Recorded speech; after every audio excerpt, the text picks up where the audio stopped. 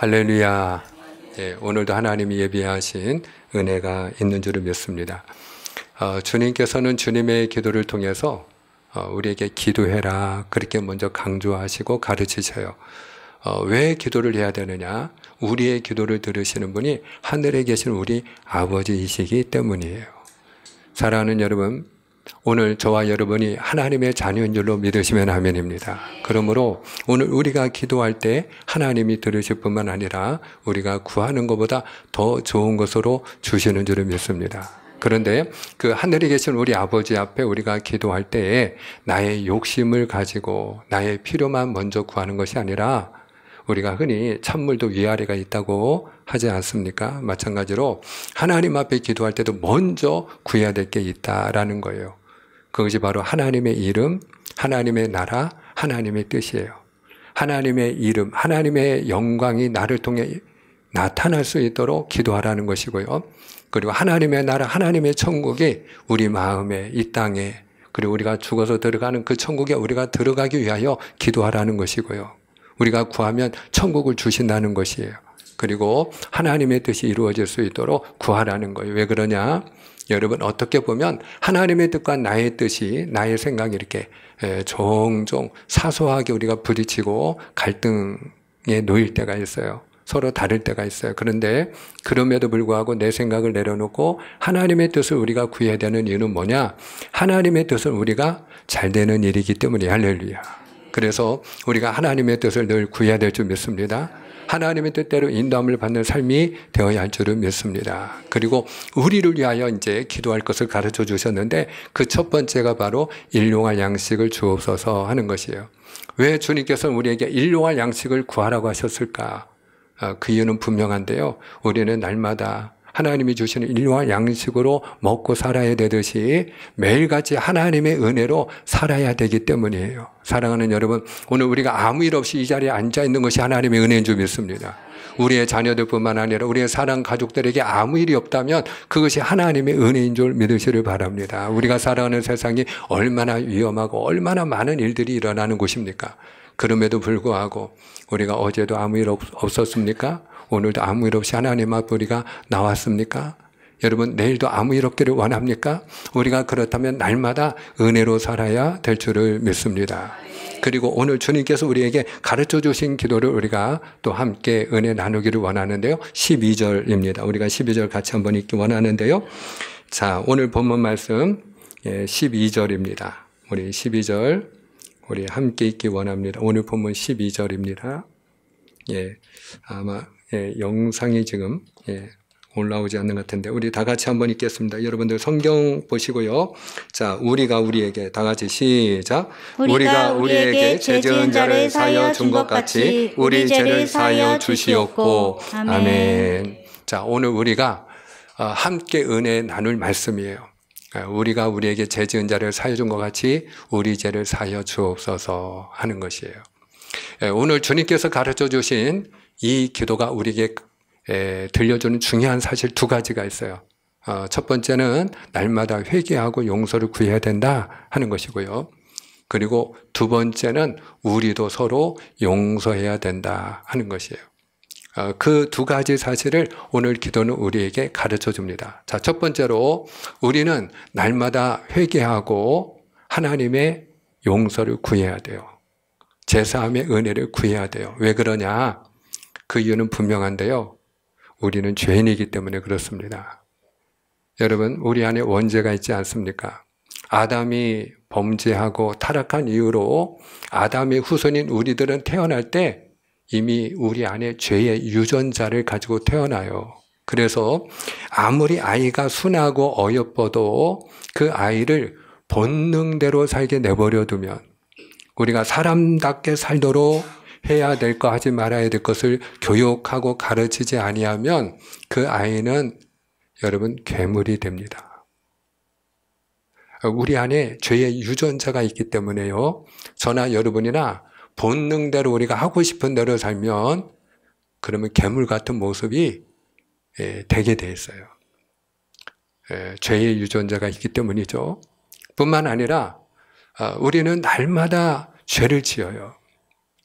우리가 생각으로 짓는 죄, 말로 짓는 죄, 또 우리가 주먹으로 우리의 행함을 통해 몸으로 짓는 죄가 얼마나 많은지 몰라요. 우리가 누구를 주먹으로 때리거나 도둑질하거나 사람을 죽이지 않았다 할지라도요, 우리가 말로 짓는 죄도 얼마나 무서운 죄가 많은지 몰라요. 예수님이 이런 말씀을 주셔서 형제를 향하여 나가라 하는 자, 바보, 천치, 등신, 뭐 이런 미친놈, 이런 말을 우리가 입에 담으면 이미 그는 형제를 죽이는 죄를 지은 자와 같다. 이렇게 주님이 말씀하셨어요. 근데 우리가 입을 열어서 혼자 말을 할 때도 우리가 상대방을 저주하듯이 우리가 욕할 때가 얼마나 많이 있습니까? 또 우리가 마음으로 짓는 죄가 있다라는 거예요. 여인을 보고 음욕을 품기만 해도 그거는 이미 간음한 죄와 같다라는 거예요. 이 말씀은요, 우리가 마음으로 그냥 누군가를 시기하고 그리고 미워하고 우리가 분내는 마음을 가지고 저런 인간은 죽지도 않나, 이렇게 우리가 못된 생각을 품기만 해도 그게 죄라는 거예요. 그러니 여러분, 이 죄로부터 우리가 자유할 수 있습니까? 그러므로 우리가 하나님 앞에 죄를 지었을 때 이런 사람이 되면 안 돼요. 뭐 누구는 죄 안 짓나? 누구는 뭐 죄인 아닌가? 그러면요, 그 사람은 마치 이 늪에 빠지면 이렇게 자꾸 빨려 내려가듯이 죄 가운데에 그분은 점점 빠질 수밖에 없어요. 죄 가운데 망하는 인생이 될 수밖에 없어요. 오늘 주님은 우리가 죄를 지을 수 있지만 회개하라는 거예요. 할렐루야.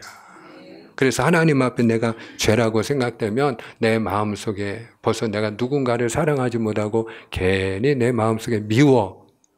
그러면 내가 이런 마음을 품으면 안 되는데 하나님이 저를 사랑하신 것처럼 저도 사랑하며 축복하며 살게 하여 주옵소서.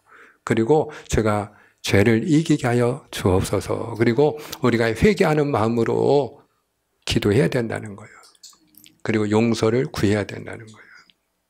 여러분, 우리가 날마다 회개하고 용서를 구해야 될 줄 믿습니다. 제가 어릴 적에 가장 무서웠던 말이 하나 있는데요. 그게 무엇인가 하면은요, 제가 잘못했을 때 어머님이 너 이따 집에 가서 보자. 그 말이 너무 무서운 거예요. 또 어머님이 교회를 다니는 분이니까 너 교회 갔다 와서 보자. 그러면은 그 말이 얼마나 무서웠던지 지금도 생각하면 떨려요. 무서워요. 여러분, 우리가 죄를 지으면요, 그러면 그 벌이 있기 때문에 무서워요. 우리가 죄를 지으면요, 회개하고 우리가 용서를 구해야 되는데 그 이유가 뭐냐? 우리가 하나님 앞에 그 죄를 회개하고 용서를 구하지 않으면요, 우리 영혼이 고통을 당하기 때문에 그래요. 다윗이 죄를 지은 적이 있죠. 그가 이렇게 한가롭게 궁을 거닐다가 궁궐 바깥 담벼락 안에서 한 여인이 목욕하는 걸 보고 마음에 음심을 품었어요. 그럼 빨리 이걸 먼지를 떨듯이 떨어내야 되는데, 내가 이러면 안 되지, 그러고 떨어내야 되는데, 그리고 그 여인은 남편이 있는 여인이기 때문에 손을 대면 안 되는 여인인데도 불구하고 제가 뭐라고 했죠? 우리 안에 죄의 유전자가 있기 때문에 본능을 따라 행하면 죄를 범하게 돼 있다고. 근데 그 욕정, 그 본능을 따라서 그 여인을 데려오게 했고요, 품었어요. 그러니까 죄가 잉태했죠. 그러다 보니까 여러분, 여인이 아이를 가지게 되니까 이걸 또 어떻게 감춰야 될 거 아니에요. 감춰야 되니까, 그러니까 그 남편을 죽였어요. 근데 그 남편이 다름 아니라 다윗을 충성되게 섬기는 부하였어요. 우리아라는 충성된 장소였는데 최전방에 전쟁터에 내보내가지고 너희는 다 빠꾸해라. 우리아만 앞에 남겨놓고 너희는 철수해라. 그래가지고 전쟁터에서 그가 죽음을 당하게 만들었어요. 그리고 다윗은 이 사실을 아무도 모르게 입을 싹 씻었죠. 내가 말을 안 하면 누가 알겠느냐. 그리고 입을 싹 씻었어요. 나단 선지자가 나중에 당신이 바로 그 사람입니다. 그리고 책망하여 그가 하나님 앞에 회개하기 전까지 그는 아무도 모르려니 하고 지냈어요. 자, 그러면 여러분 그가 말을 하지 않고 회개하지 않고 그 사실을 비밀로 하고 지내는 동안에 그는 편안하게 잘 지냈을까? 여러분 그 다윗의 그 당시의 그 마음 상태를 그가 표현한 게 있어요. 시편 32편 우리가 3절과 4절 말씀인데요. 자, 시편 32편 3절과 4절 우리 한번 다 같이 읽겠습니다. 내가 시작. 내가 입을 열지 아니할 때에 종일 신음함으로 내 뼈가 쇠하였도다. 주의 손이 주야로 나를 누르시오니 내 진액이 빠져서 여름 가뭄에 마름같이 되었나이다. 아멘. 여기 보니까 입을 열지 아니할 때, 내가 하나님 앞에 죄를 토설하지 아니할 때, 회개하지 아니했을 때 내가 신음했고 그리고 내 뼈가 쇠하였다. 내 뼈가 말랐다는 얘기예요. 뼈가 마르는 고통을 경험했다라는 거예요. 그리고 마른 그 여름 가뭄에 그 비틀어져 말라버리는 것처럼 내 영혼이 그와 같이 진액이 탈진할 정도로 내가 고통을 당했다라는 거예요. 사랑하는 여러분, 우리가 하나님 앞에 날마다 회개해야 되는 이유가 여기에 있어요. 그래서 제가 어머님이 너 이따 보자. 갔다 와서 보자. 그러면 어머니 잘못했어요. 다시는 안 그럴게요. 그리고 제가 용서를 구하죠. 근데 너무나도 감사했던 것은 어머님이 교회만 다녀오시면 얼굴이 아주 천사 얼굴이 돼 가지고 오셔요. 그래서 저한테 다시는 그러지 마라. 그리고 용서를 해주시는데 무서운 얼굴로 너 또 그러면 죽는다. 이게 아니에요. 다신 그러지 마. 그러면서 이렇게 윽박지르듯이 말하는 게 아니고 이렇게 다독이듯이 격려하듯이 그 아들을 사랑하는 마음으로 토닥거리면서 다신 그러지 마라 이러시는 거예요. 그 용서를 받았을 때는 얼마나 제 마음이 좋은지, 얼마나 여러분 기쁜지, 그렇게 좋을 수가 없어요. 사랑하는 여러분, 오늘 저와 여러분이 하나님 앞에 지은 죄가 있을 때 회개하고 제사함의 은혜로 마음의 평안함과 안식과 기쁨을 얻게 되기를 주님의 이름으로 축복합니다. 근데 여기쯤 우리가 반문을 하나 할 수가 있어요. 목사님, 우리가 예수님을 믿으면 예수님 안에서 우린 이미 다 제사함 받은 거 아닌가요? 과거에 지은 죄, 지금 짓는 죄, 미래에 지을 죄까지 다 이렇게 몽뚱그려가지고 보자기에 싸듯이 그렇게 다 싸가지고 다 모든 죄가 다 우리가 십자가 위에서 사함받은 거 아닌가요? 그래서 회개할 필요가 없다고 말하는 그런 이단들도 있어요. 구원파가 바로 대표적인 그런 집단이죠. 그래서 얼마나 뻔뻔한지 몰라요. 과거에 그 세월호 기억나시죠? 그 세월호를 운영했던 그 종교 집단이 구원파거든요. 거기 선장부터 선원들까지. 그러니까 그 당시에 그 수백 명의 아이들을 다 그냥 배에 내버려 두고 자기들만 먼저 빠져나와서 그래서 그 아이들이 다 죽음을 맞이하게 했는데도 불구하고 멀쩡했잖아요. 표정이 멀쩡했잖아요. 젖은 돈이나 이렇게 말리고 그러면서 아무 일이 없었던 것처럼 그렇게 그들이 시간을 보내잖아요.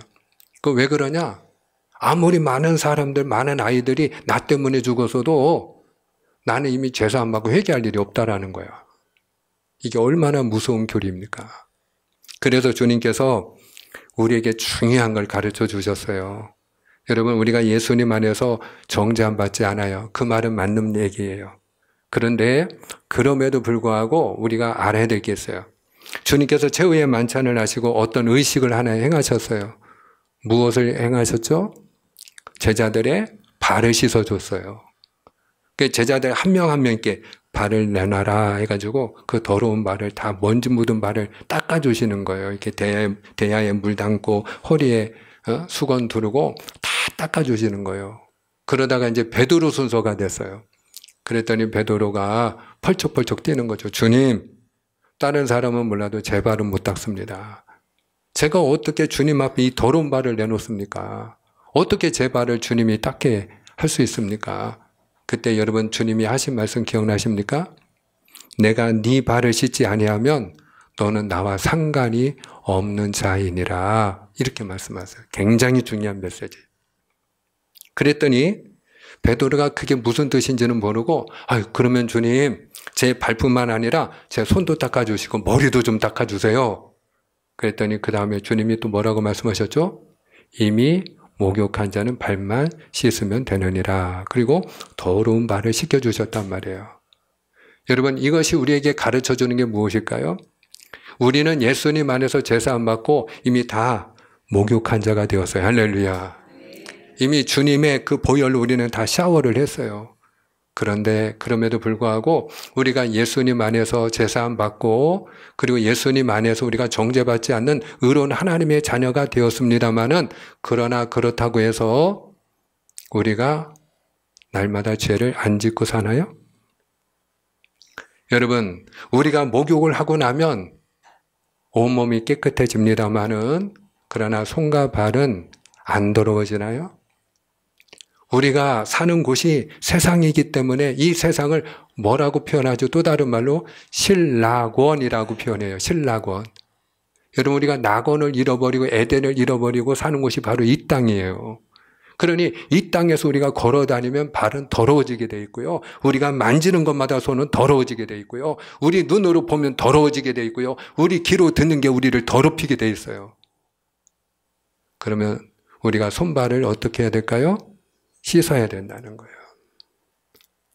누구는 죄 안 짓나? 이게 아니고 죄를 합리하는 것이 아니고 죄를 정당하는 것이 아니라 내가 하나님 앞에서 죄를 지었으면 그것이 크든 작든 간에 죄라고 깨달아지면 내가 손이 더럽다고 생각되면 어떤 때는 우리 손이 더러운 게 안 보일 때도 있어요.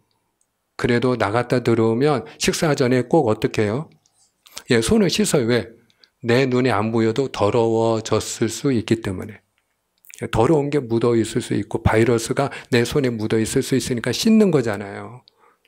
그와 같이 여러분, 우리가 하나님 앞에 날마다 우리의 죄를 회개하고 하나님의 용서를 구해야 될 줄로 믿습니다. 그럴 때 우리가 하나님 앞에 더욱 깨끗한 삶을 살게 되고요. 우리의 삶이 복된 삶이 되는 거예요. 두 번째로 오늘 주님이 이 기도를 우리에게 가르치심을 통해서 우리에게 말씀하는 것은 뭐냐? 너희도 서로 용서해야 된다 하는 거예요. 한번 따라해요. 용서해야 됩니다. 아멘. 그러면 왜 용서를 해야 될까요? 여러분, 중요한 사실이 있어요. 우리가 먼저 용서받았기 때문이고요. 또 우리가 용서를 해야 우리도 용서를 받을 수 있기 때문이에요. 이 사실을 예수님이 알기 쉬운 비유를 들어 가르쳐 주신 이야기가 있어요. 한 주인이 있어요. 근데 그 종이 있는데 그 종이 주인에게 1만 달란트를 빚졌어요. 1만 달란트는 얼마냐? 제가 계산할 수 있지만 그냥 간단히 얘기합니다. 개인적으로는 도저히 평생 동안 갚을래야 갚을 수 없는 천문학적인 액수예요. 그러니 이 사람이 갚을 수가 없는 거죠. 그러니까 주인이 너 왜 돈을 안 갚냐? 그리고 당장 이놈의 몸도 팔고 마누라도 팔고 자식도 팔고 모든 소유도 팔고 다 팔 수 있는 건 팔아가지고 빚을 갚게 하라는 거예요. 그리고 이놈은 목에 갖다 집어넣어. 그랬더니 이 종이 손이 발이 되도록 비는 거예요. 사정을 하는 거예요. 주인님 조금만 참아주시고 기다려주시고 저를 좀 불쌍히 여겨주세요. 그리고 이 손이 발이 되도록 사정을 하는 거예요. 근데 그 빚은요, 기다려도 갚을 수 있는 돈은 아니었어요. 근데 불쌍히 여기는 마음을 가지고 주인이 그 빚을 다 탕감해 주었어요. 없는 걸로 해줬어요. 얼마나 기뻤을까요? 얼마나 좋았을까요? 한순간에 그 무거운 짐을 내려놓았으니. 여러분, 빚진 사람의 심정은 여러분 빚진 사람만 알지 않겠어요?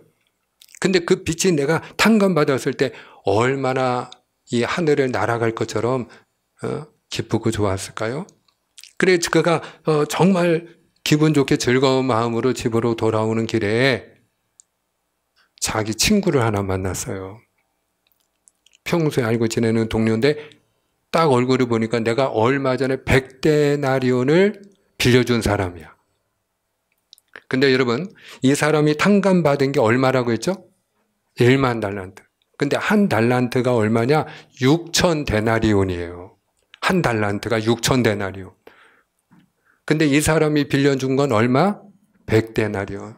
그러니 이 사람이 탕감받은 걸 생각하면 그거는 지극히 적은 거죠.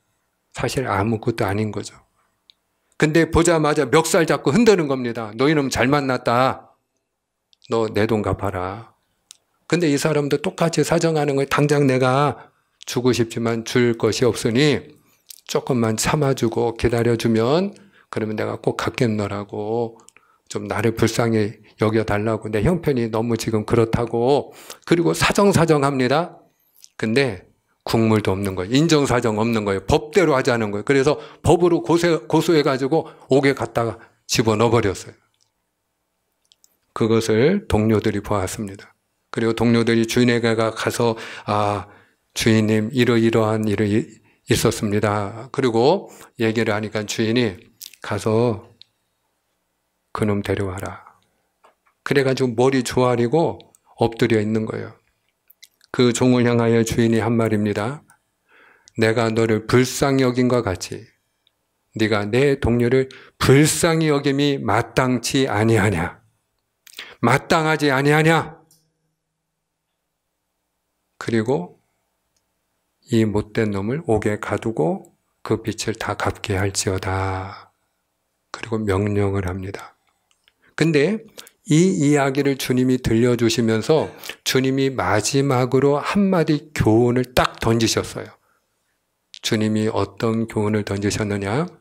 너희가 너희 형제를 용서하지 아니하면 하늘에 계신 너희 아버지께서도 이와 같이 하시리라. 여러분, 오늘 우리가 주기도문에 주님이 우리가 우리에게 죄 지은 자를 사하여 준 것 같이 우리 죄를 사하여 주옵소서. 여기에 보면 우리 죄를 사해 달라고 간구하기 전에 우리가 해야 될 일이 뭐라는 거예요? 우리가 우리에게 죄 지은 자를 용서해야 된다는 거예요. 그래서 이 주님이 가르쳐 주신 기도가 마태복음 6장 9절로 13절까지인데 요 주기도문이 끝나는 14절, 15절에 요 말씀을 한 번 더 주님이 강조하셨어요. 유일하게. 자, 마태복음 6장 14절과 15절 말씀인데요. 제가 14절, 여러분이 15절을 읽습니다. 너희가 사람의 잘못을 용서하면 너희 하늘 아버지께서도 너희 잘못을 용서하시려니와 너희가 사람의 잘못을 용서하지 아니하면 너희 아버지께서도 너희 잘못을 용서하지 아니하시리라. 아멘. 그래요. 여러분, 우리가 왜 용서해야 된다고요? 먼저 용서받았기 때문에. 우리가 먼저 1만 달란트나 되는 빚을 탕감받은 자와 같이 헤아릴 수 없는 우리의 모든 죄. 여러분이 지금까지 살아오는 동안 지은 모든 죄를 다 기억하시나요? 그런 분은 아무도 없을 거예요. 그런데 내가 기억하지 못하는 죄까지도 주님은 십자가 위에서 다 덮어주시고 용서해 주시고 주님은 기억지 아니하는 줄로 믿으시길 바랍니다. 주님은 단지 기억지 아니할 뿐만 아니라 그런 원수 같은 우리들을 오히려 사랑해 주는 줄로 믿으시기를 축복합니다. 여러분, 우리가 먼저 용서받고 이런 은혜를 입었으니 우리가 마땅히 용서하며 살아야 되지 않겠습니까? 그리고 한 걸음 더 나가서 우리가 용서하는 자가 될 때 하나님 아버지께로부터 우리도 동일하게 그런 은혜를 잊게 된다라는 거예요. 그래서 우리는 용서하며 살아야 될 줄을 믿습니다. 사랑하는 여러분, 우리가 용서해야 되는 또 다른 중요한 이유가 있어요. 왜 주님께서 우리에게 용서하라고 가르치시느냐?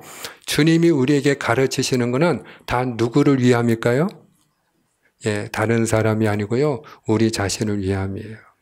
우리 자신을 위해서 용서하라고 하는 줄로 믿으시면 아멘입니다. 우리를 위해서 용서하라는 거예요. 여러분, 내가 용서할 때 나도 살고 내가 다른 사람도 살리고요. 축복의 통로가 되는 거예요. 근데 내가 용서하지 않으면요, 내 마음도 괴롭고요. 그리고 나 자신의 영혼만 고통을 당하는 게 아니고요. 내 인생을 내가 파괴해요. 내 인생은 내가 보복심으로 사는 그 순간부터, 한이 맺혀서 사는 그 순간부터 어디 이놈 두고 보자, 그 마음을 내려놓기 전에는요, 내 인생은 그다음부터 좀 먹는 거예요. 그다음부터 내 인생은 파괴되는 거예요. 여러분, 그다음부터 내 인생은 이제 낭비되는 거예요. 그리고 다른 사람도 파괴하는 거예요. 지난달 10일 부산 고등법원에서 한 어머니에게는 징역 30년형을 때리고, 그리고 30살 된 아들에게는 무기징역을 선고했어요.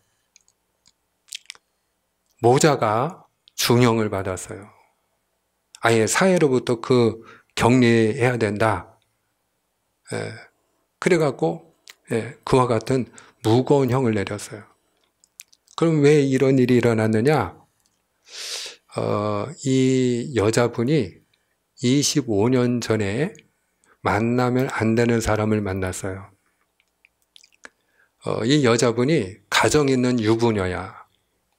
그리고 상대방 남자도 가정 있는 유부남이야. 그럼 유부녀와 유부남이 만나면 돼요? 안 돼요? 안 되는데 만난 거예요. 만난 거예요.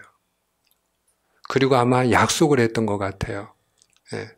서로 이혼을 하고, 왜냐하면 다 남편 있고 아내가 있으니까.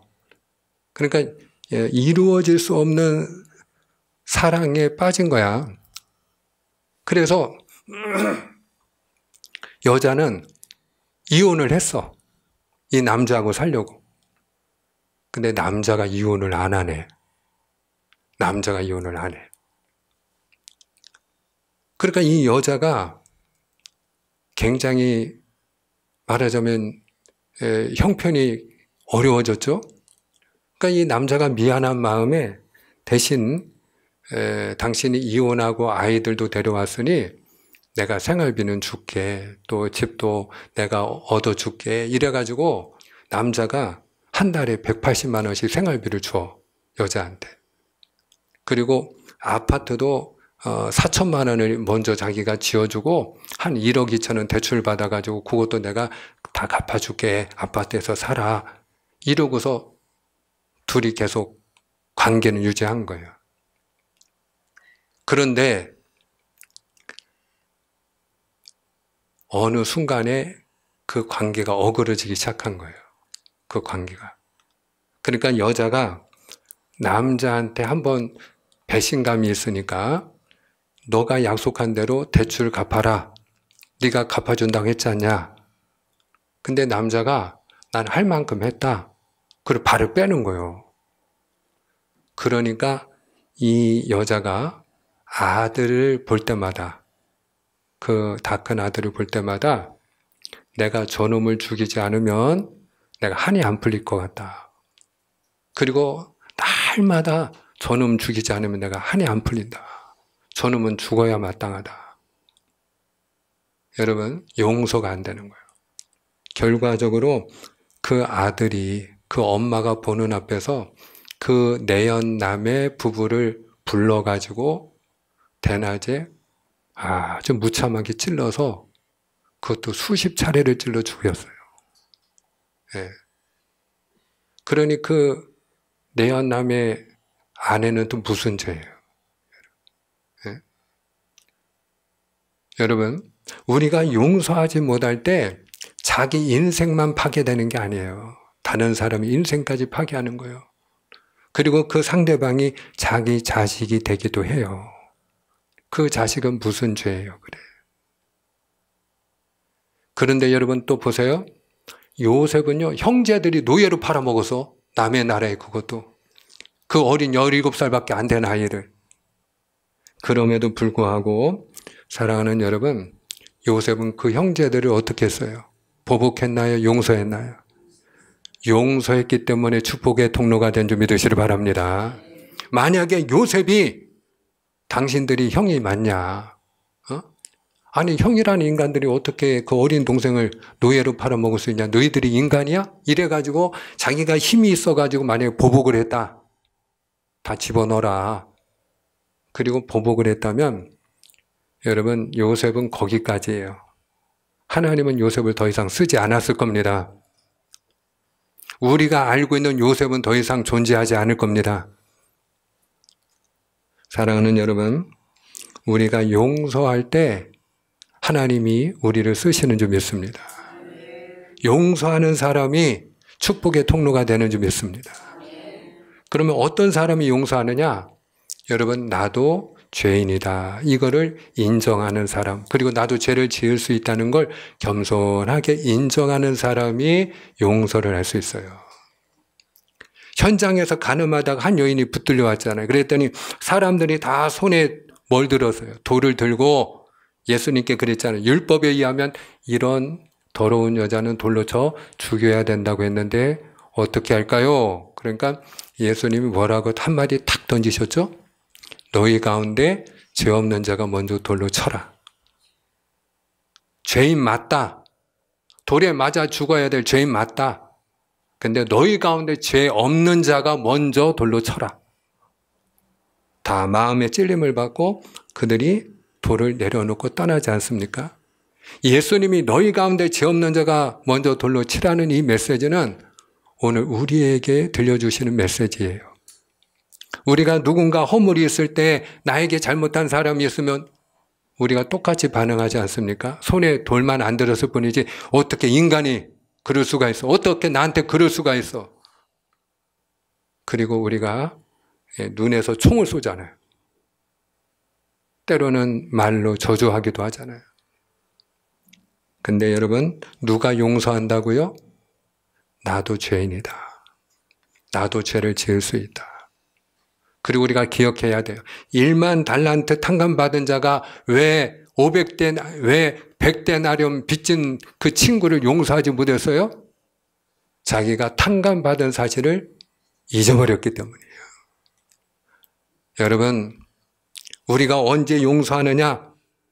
나도 다 기억하지 못하는 헤아릴 수 없는 그 더러운 모든 죄를 하나님이 나를 용서해 주시고 하나님이 나를 받아주셔서 용서받은 죄인이 바로 나라는 걸 기억할 때만 그래, 누구든지 죄를 지을 수 있지, 누구든지 잘못할 수 있지, 누구든지 실수하지, 나도 뭐 그렇지 않은가. 여러분, 기억할 때 용서하는 줄 믿습니다. 저는 복된 가정은 어떤 가정일까? 복된 가정은 부부간에 서로 막 실수하지 않으려고 애쓰는 그런 가정이라고 저는 생각 안 해요. 좋은 교회는 어떤 교회일까? 교우 간에 서로 예의를 잘 지키는 교회? 물론 좋은 교회지만 저는 더 좋은 교회가 있다고 생각해요.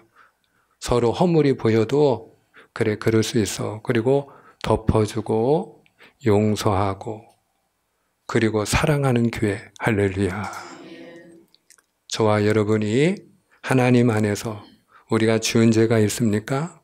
회개함으로 우리가 용서함을 받고 또 우리가 마땅히 내 마음속에 미워하는 그런 용서 못한 사람이 있다면 용서하는 자가 되어짐으로 하나님이 보시기에 복된 삶이 되기를 주님의 이름으로 축원합니다. 기도하겠습니다.